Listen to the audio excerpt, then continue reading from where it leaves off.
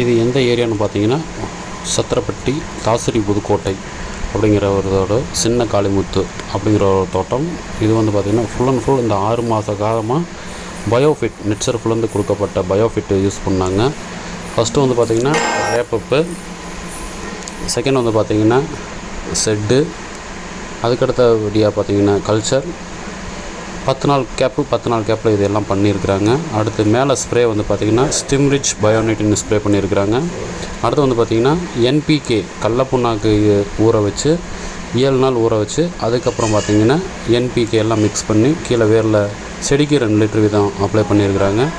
Apply பண்ணதுக்கான result வந்து பார்த்திங்கன்னா இந்த 6 மாத காலத்துக்குள்ளே நல்ல ரிசல்ட் எடுத்துருக்குது. நல்ல செடி ஃபுல்லாக நல்லா ஃப்ளவரிங் ஆகிருக்குது, நல்ல க்ரோத் இருக்குது. எந்த ஒரு செடியும் வாட கிடையாது, காய கிடையாது, முனிநூல் வர கிடையாது, வேரழுக்கள் வர கிடையாது.